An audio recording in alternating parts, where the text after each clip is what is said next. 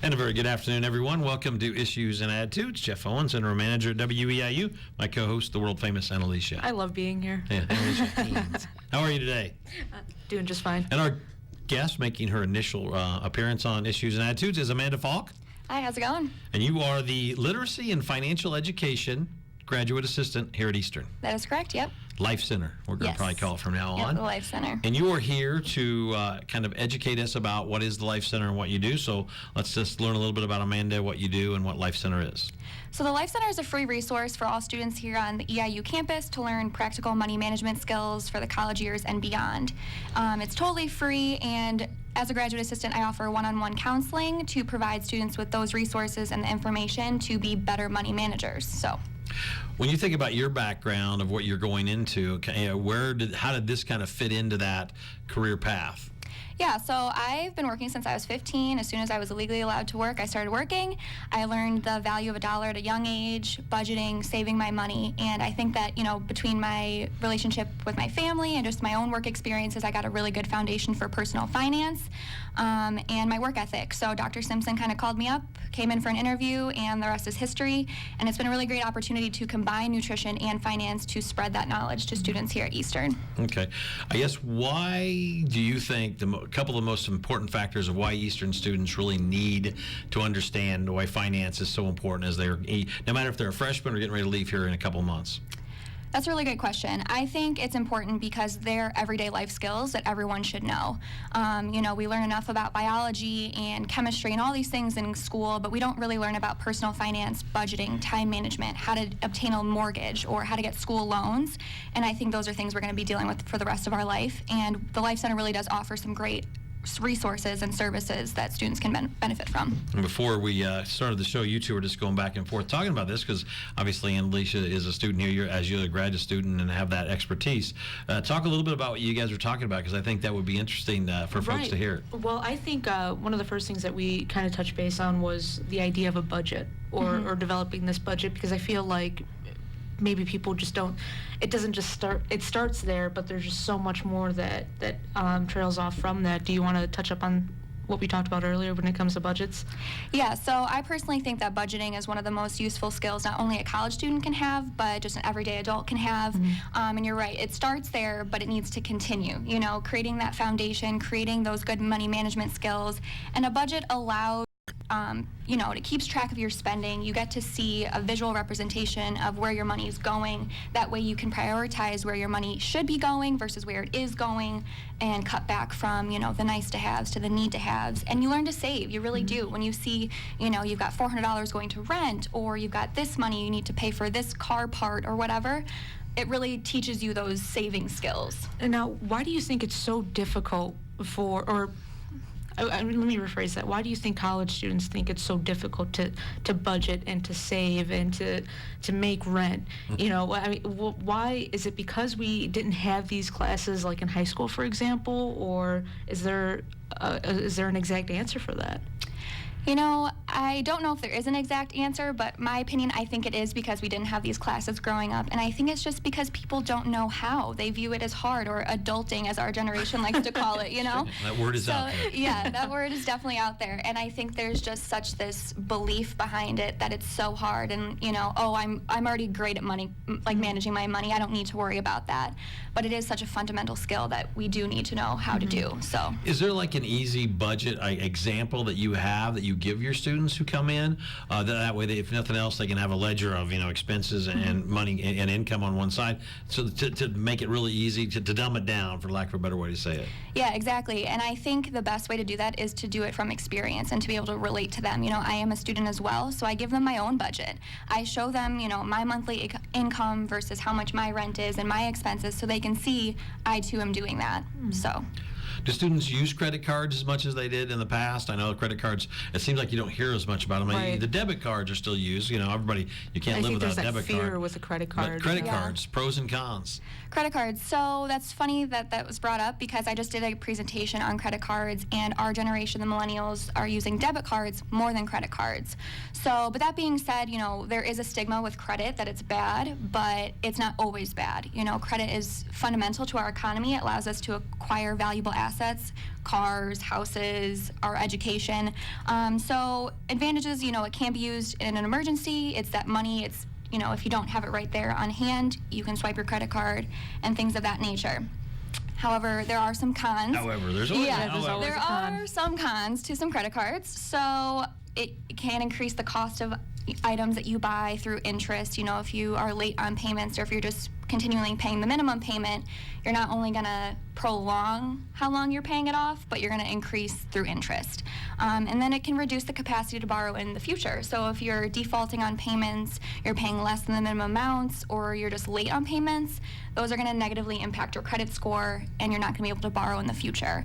So it's just important to, use credit wisely and know that you need to pay it back. And it's always a good rule of thumb, if you can't pay it back in 30 days, you probably should reassess if you need to buy it. So unless it's an absolute, like maybe a car something where you need your car to survive, and maybe then you kind of take it on the chin at that point. Right, exactly. But not a trip to Cancun or anything. Yeah, no. Now, credit score. I don't remember ever hearing about credit score when I was your age. But in the last 10 to 15 years, credit score has just became this thing where every other commercial on TV is about credit score.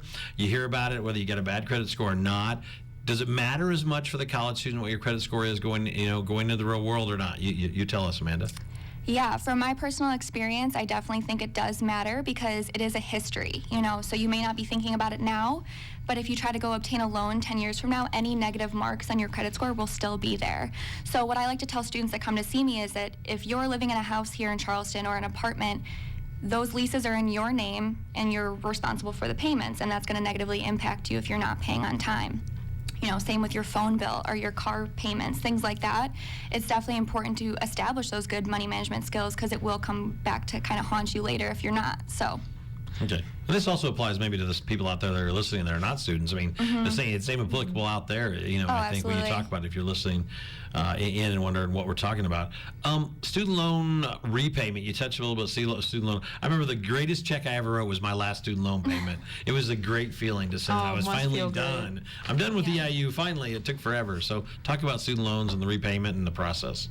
Yeah, so I definitely think it goes in step with the same credit cards or any kind of debt that you do acquire. It's important to make them a priority and stay on top of them, and that's where budgeting comes into play. So if you know that every month you have to pay X amount of dollars towards your student loans, that's a priority because it's just going to prolong how long you're paying them off, how much you're paying, etc. So it's definitely important to just make them a priority. Now, do you have student loans, Annalisa, or are you? I kind of ignore the fact that I'm kidding. I do have student loans. So as long as you stay in college, you don't have to start paying them back. Well, see, that's actually what I was going to ask. They do say you don't have to start paying your student loans. So there's a loophole to stay in college. Right. Yeah, there you go. Ask mom and dad for some more money. I think I'm going to go and get my master's. But they say you don't have to pay your student loans until after you graduate, which is true. But is there harm in starting payments, when you're a junior and say you feel comfortable in paying off some of that student loans? I don't think there's harm at all. It definitely can only help start chiseling away at that debt so you're not paying it, into your 40s or 50s, True. So it can't hurt. Oh, that's scary though. Yeah, I know. Yeah. Time management. We're talking, of course, on any college campus. Time management is the one thing where you can sleep in, you can skip the class if you want to, or you can study later. You're not really have to be at certain places. But for a college student, how do you get them to understand? And probably you're not going to get the junior or senior to switch. But when they come in and it's a freshman, or you're talking to a class here on campus, how do you get the freshmen and the first time attenders of Eastern Illinois University to understand that time management is just critical? Yeah, so like you said, time management is critical. It's one of the most important skills that a student can have, or anyone really. And you're able to, so what I do, I tell them what works for me. I found that when you are able to relate to them and share personal experiences and stories, they really kind of grasp that a little bit better. So I share with them my experience as an undergrad. My freshman year, I was getting acclimated. I did good my freshman year. However, I could have done better, and I think it was because of all the free time I had. I just found myself procrastinating, and when I finally got around to my assignments, I kind of just absentmindedly did them. So then I got more, leery of this, and my sophomore, junior, and senior year, I got a job on campus. And I think because I was so busy that when I did have free time, I made the most of it. I was productive and I was efficient. And that's what I really preach to these students is you have to make the most of your time. You have to be productive and effective when you're doing your assignments, otherwise you're not going to do well. So what I tell them is the first reason you're here as a student is to get an education, is to go to class. So make a written plan, write out when you have class, if you have a job, when do you work, when your obligations are for school and other things, organizations, and then write in when all your assignments are due, when you have exams. That way you have a visual representation of what's going on when you have free time, and you can better plan that way. Not only does time management decrease your stress levels, but you have more time to do things that you like to do, and that's important too. And I always end my presentations on time management with, it's important to take care of yourself, mentally, physically, socially, all of that, because if you're not happy with what you're doing, you're not going to do well. So. And is there like a magic, I guess, a set number of how long it takes for someone who is a procrastinator, someone who can't tell themselves, just get out of bed, you got to get going. Is there a certain number of days, weeks, months that it takes for them to get into the swing of managing their time a lot better? Does that make sense?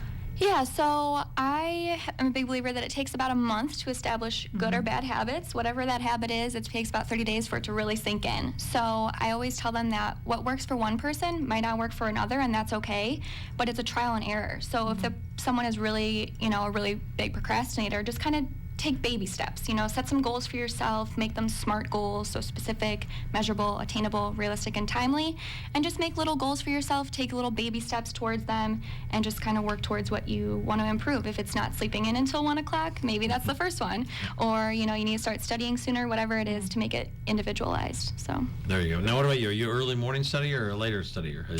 I'm one of those, what time is it? Oh, no, it's an hour before class study. No, I'm kidding. I guess I'd be a late night studier, but that's how I always was since high school. What about you? I'm an early morning. You're morning? Yeah. All right. I was lucky at Eastern. I worked at a radio station, and I really was just there to observe, not observe, but it kind of ran itself. It was automated, so I could study while I was working. So I had that, it was really great. People always ask me, how'd you get good grades? I said, well, it really worked out where I was because I had time, and so I was there every other night, so I could, every other night you could have a good time, and every other night you're studying, so it worked out different for you. So everybody, like you said, everybody's different. You just got to find that plan and just make sure that you follow it. I think that's the key thing. Now, as we talk about time preparation and time planning, that also goes into life planning. Life planning skills are important. Freshmen, sophomores really don't talk about life planning as much. You get to that junior year and you're like, uh-oh, I'm getting closer to graduation. So life planning skills, how do you prepare people from them, Amanda? So I think the biggest thing is to present young adults with the realities of being an adult. And not to scare them, but just to make them aware of what it takes. We kind of touched on all the different things that we aren't taught in school, either at a high school level or a college level. And I think just educating them, letting them know, all the things that go into it, whether it's personal finance, budgeting, we were talking before, all these accrued, debts and assets and all these things, and letting them know that those things are out there and what needs to be done. College is the first time for a lot of students where they're completely on their own, doing their own meal planning, grocery shopping, even their own laundry. So just letting them know. Most recently, I had a opportunity to talk with a group of young women about budgeting and saving. And once we kind of, talked about the fundamentals, we kind of geared off to talk about meal planning, how to effectively grocery shop around for deals, and stretch your dollar. I have a nutrition background, so once people kind of find that out, they like to pick my brain about nutrition and meal planning and all that good stuff.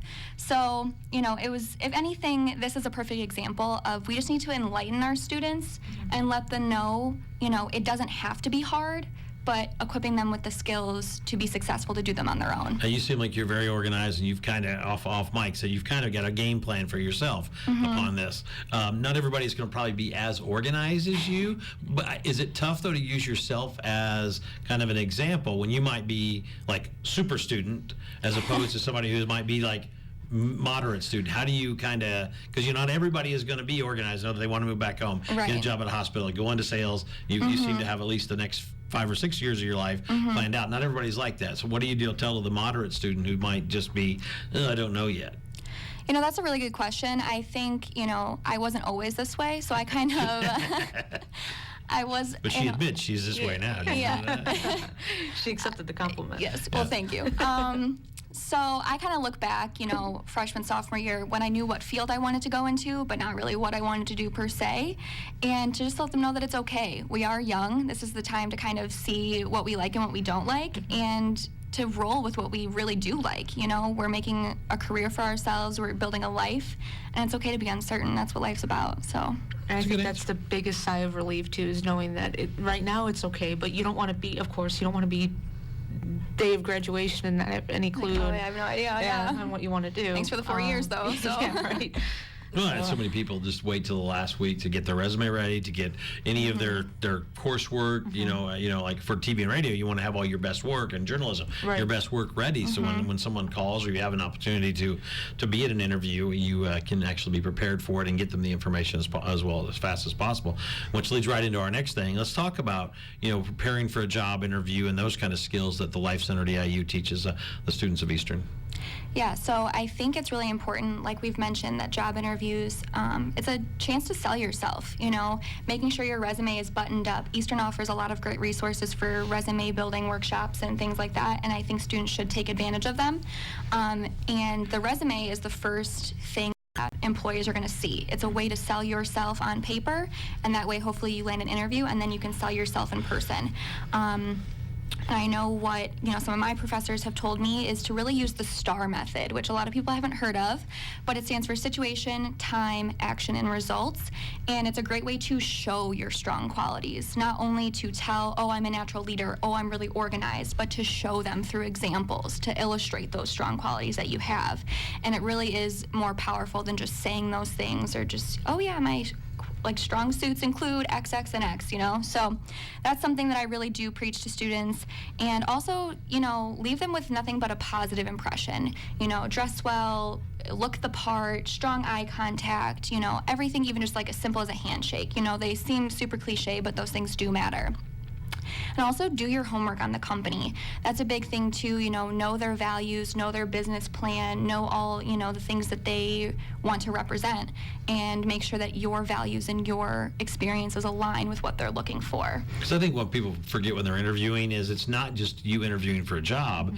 You're interviewing to see if you want to work there. Right. Most of everybody's so excited because they have an interview, they just assume they want to work there, but you can find out stuff when you go to interview to make sure that there's a good matchup. Because sometimes you'll go to a place and the matchup isn't correct. Exactly. And, another thing is, the interviewee shouldn't be afraid to ask questions. Because you're right. You should actually bring questions, I think. Exactly. Yep. And it needs to be. I feel like a lot of people don't know that they can ask questions. They can bring that type of material with them. Is that something that employers give 2 thumbs up to, or? Oh yeah, they want you to be interested.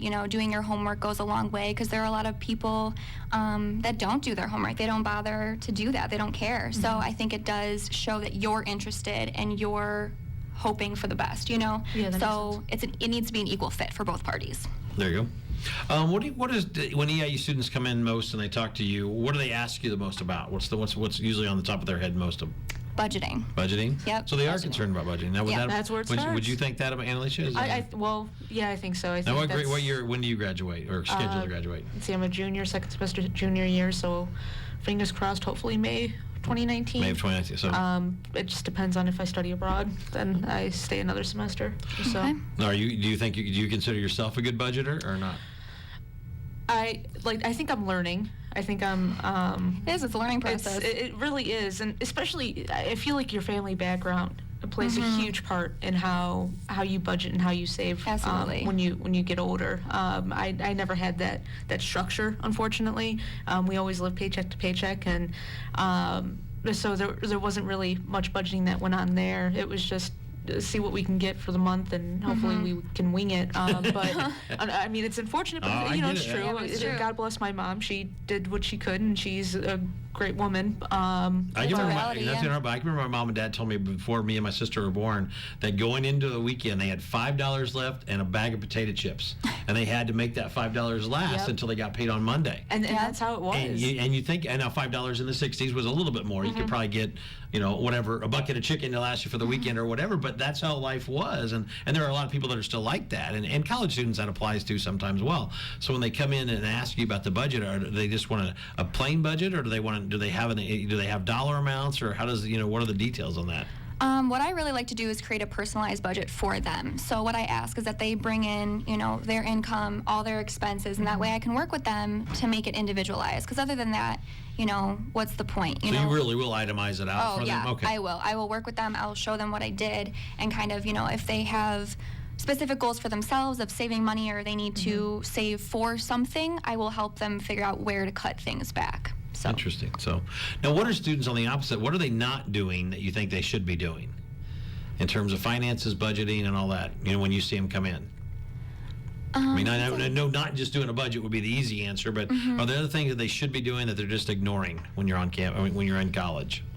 I think that's actually a really good question. I think the overall lack of awareness of financial literacy and financial education. It would be great to see students realize that the choices they make now will impact them in the future, whether that be positive or negative. And I think our generation has a very invincible attitude, and they don't really see the consequences of their actions per se. So that's a good answer. And Alicia?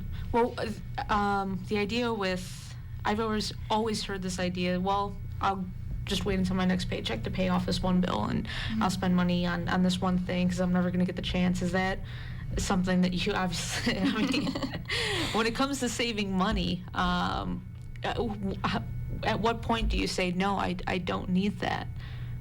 Does that make sense? I think, honestly, it just comes with maturity. I think we've all been there. With my first job, when I got my first paycheck, I'm like, I am blowing everything, So it's exciting. But I think that, the more you procrastinate on bills or just say, oh, we can wait till next paycheck, you're just digging yourself a deeper hole, So just kind of being an adult and realizing that, no, you don't need shoes right now. You need water or electricity, Very true. Showers are important. Yeah. The other thing that we're going back to the interview process, how do you evaluate the job offers so you think that it's fair? I've told students even hey, you got to see if you can actually afford to take the job. So how do you tell them to evaluate a job offer when they get it? That's a really good question as well. So I tell them to, first look at how much they're offering you salary-wise. Do you think it's comparable to your education level, your experience, all of those things. But also you have to take into consideration your transportation. Is it going to cost you more on gas than, you'd like? Or is it close to your house? What are the benefits that they're offering you? A big thing right now is education reimbursement. Are you looking to continue your education, and are they going to pay for it? Just kind of weigh out the pros and cons of all the benefits that they are or not offering. So. Freshman or sophomore here on campus that are still undecided about a major to go into, how do you help them choose one? Because you really can't pick one for them. Right. Is there a process that you can kind of pare down? Do you ask them what their likes and dislikes are? Talk about that. That's one that's really individualized, along with a lot of the things that we do in the center. But yeah, I do usually just ask them about their likes and dislikes, what kinds of things maybe they were involved in high school, kind of get their brain roll in there, see what they like to do, and maybe ask them what gen eds they're taking to see if anything is sparking their interest there. We offer a lot of great gen eds here, and with all the new ones that are being enlisted, I think it just kind of depends on the student. And what about that student who comes in, maybe like Alicia, they're in their junior year, and they've kind of went through this track, and they're all of a sudden they're like, man, I just don't want to be a writer. I just don't want to be a biologist. I just don't want to be a dietitian. What do you tell them at midway through their junior year? That's going to impact budget, parents, and all that stuff down the road. That's honestly tough. I would tell them that, it is okay, you're young. It's a big decision at 18 to decide what you're going to major in, and I was lucky enough at 18 to know that I wanted to be a dietitian from personal experiences, but it's not the case for everyone, and that's fine, as long as you do find something that you like to do, because you're going to be doing it the rest of your life. So. Now, do you help them in what they're going to tell their parents? Because that's going to add years on to the end. Is that part of the process that you do or not? That is not. I tell them you are on your own with that one. No, I'm just kidding. No, I think it's important, at the end of the day, the parents want their kids to be happy. So Right. if they're not happy in all these accounting classes or chemistry, why suffer through it? Like it may, not be ideal to take another year in college, but it's a year in the grand scheme of things. There you So. go. Other questions, Alicia, before we wrap up with the world famous I didn't tell her about. Fast-paced, 8 questions about anything. No, I think we It's pretty much for that covered just about everything that I wanted to know. Somebody wants to get a hold of you. What's the easiest way in case there's a student on campus that needs a little guidance? Yeah, you can shoot me an email at life@eiu.edu. That's an easy email. That's almost Yes. easy. Yeah, life@eiu.edu. All right, we're going to go Amanda and Annalicia. Now, the first one you may not even have, maybe a yes or no. Did you watch the Oscars? Yes. No. Your thoughts? I thought they were pretty good. I thought Oh. they did nice tributes to people. Okay, I just watched a little bit here and there, so I haven't really. I guess it seemed like it was a decent show, but I did not watch it for details. If you go with, you could go to dinner with one person, but this person is alive. That's the kicker this week. Anybody in the world that's alive right now, who would you go to dinner with? Ellen DeGeneres. Ellen DeGeneres. Oh, who's alive right now? I don't want to do a cliche like my. I guess you know what, my grandmother, because I haven't seen her in a while. There you go. There you go. Nice. That's a nice cliche. Favorite type of coffee, assuming you drink coffee? Iced black coffee. Iced black coffee. See, I have an awful sweet tooth. It has to be vanilla iced coffee Well, with you the do- cream There of is classic no still. Dunkin' Donuts here. That's the biggest adjustment This for is me. Dunkin' Donuts coffee. There you go. That was my Christmas gift. We'll stay on the There you sweet go. thing. Favorite dessert? If you're going to go out and order dessert? I already know. Cheesecake. Cheesecake. Yes, apple pies. All right. Now, what do you like on your pizza? What's your favorite pizza topping or toppings? Pepperoni. Huh? Just pepperoni. Pepperoni only. Yeah. You're gonna think I'm weird. Spinach and ham, but it has to be No. a deep dish spinach and ham. There's this one. Interesting. Yeah. Well, I'm from the south side of Chicago, so there's this one restaurant in the Beverly area, and they make the best. What Best is spinach it? and ham? Oh my goodness. My uncle's gonna kill me if he hears this. Not really though, please. I just to specify, he's not really gonna kill me. If the name comes to me, I'll let Well, you think know. about All it. right, yeah, let me know. Is there a certain song that reminds you of high school? It's a tougher question. Anything by Kesha? Okay. That's another. Yeah, by Usher. Oh, 'Cause yeah. I used to. Yeah, that. So I think mine was like Van Halen or AC/DC, so we all date ourselves as, your first job. What was your first job? I'm lucky enough to still be employed by my first job. I work at the Gurney Park District at the Aquatic Center. So Very cool. Yeah. Sweet. I figured it'd be like Six Flags. I feel like I know that's everyone's that's the largest employer in Gurney. Fun fact. figure. First job? Let's see. Party City, USA. Party City, USA. All right, well, man, it was great to meet you. I appreciate you coming in. And if anybody wants to get a hold of her, it's life@eiu.edu. She's in the Literacy and Financial Education Center here at Eastern Illinois. Graduate Assistant, best of luck. Thank you so much. And Alicia, thank you. Thank you. Now, will you be here next week at spring break? Are you out? Actually, no, I will be here All next right, week. So cool. So- we'll be back next Monday with Issues and Attitudes on all these platforms: WEIU Radio, Your 13 TV, and WEIU TV. Everybody have a great day. Thanks, ladies. The sound of Coles County. This is Hit Mix 88.9 WEIU. And a very good afternoon, everyone. Welcome to Issues and Attitudes. Jeff Owens, Interim Manager at WEIU. My co-host, the world-famous Annalicia. I love being here. Yeah, Annalicia. How are you today? Doing just fine. And our guest making her initial appearance on Issues and Attitudes is Amanda Faulk. Hi, how's it going? And you are the Literacy and Financial Education Graduate Assistant here at Eastern. That is correct, yep. Life Center, we're going to Yes. probably call it from now Yep, on. the Life Center. And you are here to kind of educate us about what is the Life Center and what you do. So let's just learn a little bit about Amanda, what you do, and what Life Center is. So the Life Center is a free resource for all students here on the EIU campus to learn practical money management skills for the college years and beyond. It's totally free, and as a graduate assistant, I offer one-on-one counseling to provide students with those resources and the information to be better money managers. So. When you think about your background of what you're going into, okay, how did this kind of fit into that career path? Yeah, so I've been working since I was 15. As soon as I was legally allowed to work, I started working. I learned the value of $1